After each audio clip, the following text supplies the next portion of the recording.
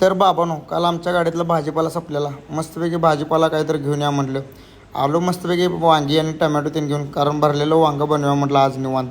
मस्तपैकी कांद्याचा आणि टमॅटोचा इकडं मर्डर करून घेतला तोवर मी. इसल्याला आणि गुंड्याला म्हटलं तुम्ही लसणाचं कामकाज करा तवर म्हटलं दोघंजण.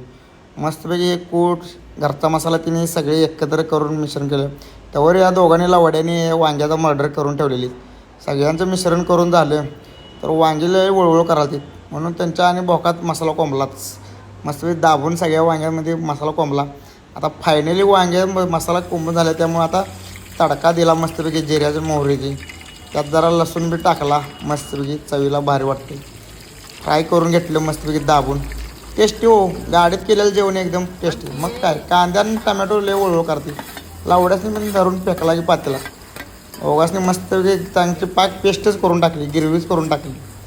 मग आता त्यावर वांगे आणि म्हणाल ते आमचं काय बघता काय, तुम्हाला पण घेतो म्हणलं. घेतलं बघा आता ओघासनी पण सगळ्यासनी टाकली मस्तपैकी केलं फ्राय. झाली बघा आपली भाजी रेडी मस्तपैकी एकदम झणझणीत कोल्हापुरी तडका. आपल्याला असंच लागते पातळ कुस करून खायला पाहिजे. फायनल जेवण झालं. तुम्ही जेव्हा म्हटलं दोघांनी, मी नंतर जेवतो म्हटलं. आलो सकाळी इथं जोधपूरला. गाडी काय खाली होणार नव्हती, त्यामुळं आज निवांतच आहे. पाऊस चालू होता जाममध्ये, त्यामुळं काय गाडी खाली होणार नाही. तर भावांनो, कसा वाटला ब्लॉग, लाईक करा, शेअर करा, कमेंट करा.